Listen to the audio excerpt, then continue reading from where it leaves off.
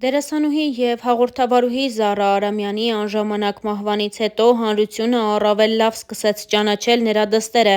Էլեն Գասպարյանին, ով այժմ նկարահանվում է հեռուստասերիալներից մեկում։ Էլենը նաև ակտիվ գործունեություն է ծավալում սոցիալական իր էջերում, որտեղ էլ նոր հայտարարություն է տարածել՝ օգնություն խնդրելով մի աղջկա համար։ Նա գրել էր. «Նենց եմ նեղվում, որ վերջին շրջանում շատացել են նման հրապարակումները,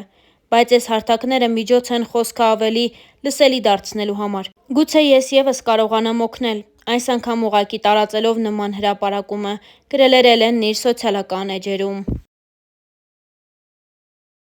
Հավելենք նաև, որ Starnews.am-ը ավելի վաղ հայտարարություն էր տարածել այն մասին, որ Armlur.am-ի տեղեկություններով հեռուստահաղորդավար, Հայաստանի Հանրապետության մշակույթի վաստակավոր գործիչ, դերասան Զարա Արամյանը սրտի լուրջ խնդրի և թթվածնի անբավարարության պատճառով տեղափոխվել է Երևանի «Հերացու» թիվ 1 հիվանդանոցային համալիր։ Զարա Արամյանը գտնվում է հիվանդանոցի վերակենդանացման բաժնում։ Բժիշկները նրա վիճակը գնահատում են շատ ծանր։ Starnews-ն առանձնացրել է նաև Զարա Արամյանի վերջին գրառումները սոցիալական հարթակներում։ Սիրված հաղորդավարուհին վերջերս ամիսներ առաջ գրել էր հետևյալը. «Առաջին վառ շիկահերը եթերում, առաջին խոհանոցային հաղորդումը եթերում, առաջինը, ով եթերում առանց բարդույթների և ծիծաղում էր և լալիս, առաջինը, ով դարձրեց եթերները համով, 35 տարի հայկական հեռուստատեսային եթերում։ Այսօր ես ի վիճակի չեմ գնալ իմ հաղորդման տաղավար, անցկացնել զրույցներ, լինել ակտիվ, բայց այդ ամենը մտքումս է կամ երազներումս։ Այսօր սրտանց շնորհավորում եմ իմ բոլոր գոլեգաներին, տեխնիկական աշխատակազմին և առհասարակ բոլոր նրանց, ում համար «տելևիզիոն շիկ» բառը դա կենսակերպ է՝ երակներով հոսող արյուն և ավյուն», գրել էր Զարա Արամյանը։ Ավելի վաղ հաղորդավարուհին հետևյալն էր գրել. «Խնդրում եմ բոլորիդ ուշադրությունը։ Թողեք գործ-ա-բանը, հավաքվեք կողքս, կարևոր բան եմ ասում։ Նստեք կողքերս, շրջան կազմեք, խաղաղվեք ու լսեք։ Այսօր նշվում է Թենքսգիվինգը, բայց ոչ մեզ մոտ այդ, ըստ իս, լավագույն տոնը ավաղ մեր տոների ցանկում չկա։ Ուստի ես չեմ նշում տոնը, սակայն ուզում եմ իմ շնորհակալությունը հայտնել։ Առաջինը Աստծուն, ով չի հոգնում մեզ սիրել ու տեր կանգնել։ Մեր ծնողներին, մեր քույր-եղբայրներին, մեր ընտանիքների անդամներին, տատիկ-պապիկներին, երեխաներին, լավ հարևաններին ու ընկերներին, կոնկրետ ես ձեզ, իմ սիրելիներ, մեկս մյուսին։ Այնքան կարևոր է լինել շնորհակալ ու քնքուշ քաղցր խոսքը տեղին ասել։ Թող ձեր բոլորի կյանքը լինի այնպիսինը, որ դուք կուզենաք շնորհակալ լինել։ Ես ձեզ հատիկ առ հատիկ գրկում եմ ու ասում եմ. շնորհակալ եմ։ Ի վերջո, մեծ ու իրական երջանկությունը այն է, որ Աստծուն դիմում ես ոչ թե ինչ-որ մի բան խնդրես, այլ որ շնորհակալ լինես»։ Հայրս՝ Ֆելիքս Արամյանը տարիներ շարունակ եղել է բոլոր մարզերում կազմակերպված տոնակատարությունների երաժշտական մասի ղեկավարը։ Ընդ որում, ինքն էլ իր մեքենայով էր գնում ու գալիս, որքան էլ որ հեռու լիներ։ Եվ հորս հետ ուղևորներ էին լինում։ Միջոցառման ղեկավարությունը ընկերներով էլի 80-ականներն էին հիշում։ Այդպիսի մի միջոցառումը ավարտվելուց հետո ուշ երեկոյան Երևան հետ գալուց հայրս ավտոյի լույսերի տակ նկատում է մի մեծ, խոշոր ոզնու ու հենց ճանապարհի մեջտեղում։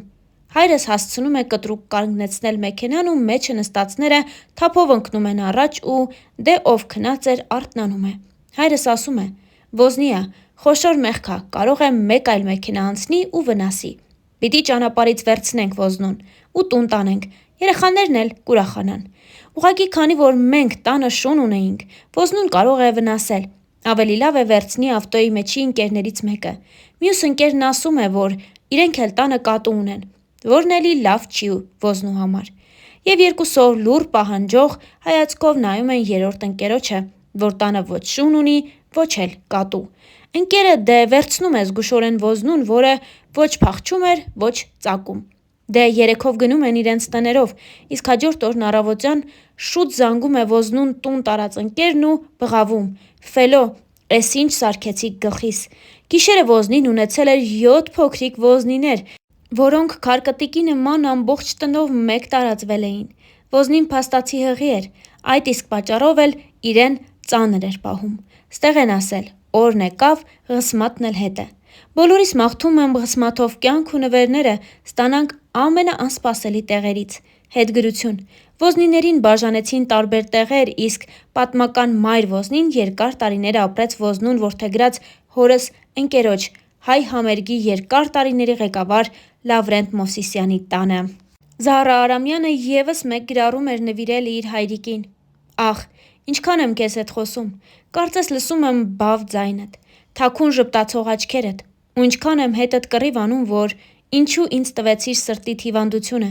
դու պինդ էիր, պայքարում էիր, ես այդքան պինդ չեմ, երբեմն շատ եմ թուլանում, չեմ դիմանում։ Միևնույն է իմ հայրն ես, ինձ հյուսողը, ինձ իմ առաջին աստվածաշունչ նվիրողը։ Կարդա ասացիր, կյանքիդ բոլոր հարցերի պատասխաններն այստեղ կգտնես։ Այդպես էլ ապրում եմ, ջազ սիրելով, սրտի անբուժելի հիվանդություն ունենալով ու մեծ հավատքի մեջ լինելով։ Իմ մեծ հպարտություն, իմ մեծ հայ, մեծ հայրենասեր, իմ մեծություն»։ Ահա այսպես էր շնորհավորել հայրիկի երկնային ծնունդը Զահրա Արամյանը։ Խոսելով իր հիվանդության մասին, դերասանուհին մեկ անգամ գրել էր. «Բայց ինչքան դուք լավն եք, ձեր սերն ու ջերմությունը, ձեր աղոթքները ինձ ուժ են տալիս ու պնդացնում են։ Խորին շնորհակալություն բոլորիդ։ Թե տանը, թե հիվանդանոցում 24 ժամ լինելով թթվածնի տակ, տեսա, որ սոսկալի շատ չորացել է մաշկս, հատկապես դեմքս։ Փորձել եմ դեմքի մաշկը խոնավեցնող ու փափկեցնող իմ իմացած տարբեր ֆիրմաների, երկրների, գների ու տեսակների բոլոր քսուկները։ Ավաղ ոչ մեկը չօգնեց։ Ուստի հարց իմ կոսմետոլոգ ընկերներին, ինչ խորհուրդ կտաք օգտագործել, որ այս չորացած, անգամ թեփոտած դեմքիս մաշկը փափկի և խորանա։ Շնորհակալ եմ բոլորիդ, գրկում եմ ու պաչիկ անում։ Ու կրկին նույն ճանապարհը, կարծես արդեն սովորույթ դարձած լինի, որ 2-3 ամիսը մեկ նույն ճանապարհն է, ու այդ ճանապարհին փորձում եմ հնարավորինս շատ ըմբոշխնել Երևանս, փողոցները, մարդկանց, լույսերը, քանզի 2 տարի է ինչ այլ տարբերակ, քան սլացող մեքենայի լուսամուտից նայելը քաղաքին դեռ չունեմ։ Վաղը կրկին տեղափոխվում եմ հիվանդանոց իմ բժշկի մոտ, ոսկե միտք, գիտելիք ու սիրտ ունեցող բժիշկս։ Պինդ եմ, հավոր, լավատես եմ, հավատքի մեջ եմ, սիրում եմ բոլորիդ, ընդմիշտ ձեր Զահրա Արամյան»։ Եկավ այն ժամանակը, որ պետք է հաշվետվություն ներկայացնեմ իմ ապրած 55 տարիների, մի փոքր երկար է, բայց կկարդաք, ստուգող հարցեր եմ տալու։ Ծնվել եմ այնպիսի ընտանիքում, որ հետո ամբողջ կյանքումս հպարտությամբ եմ պատմելու ծնողներիս, տատիկ-պապիկներիս մասին։ 3 տարեկանում խաղացել եմ դրամատիկական թատրոնում ու ստացել 30 ռուբլի աշխատավարձ։ Մանկապարտեզ, դպրոց, ռուսական։ Այդ տարիներին դա էր հարգի, դա էր ինտելիգենտ ընտանիքի ցուցանիշ։ Առաջին դասարանում ազգությամբ ռուս դասընկերուհուս ճանապարհում է իրենց տուն, այն ժամանակ Ամիրյան կոչվող փողոցում ու անհոգ բարձր բլբլացնում ռուսերենով։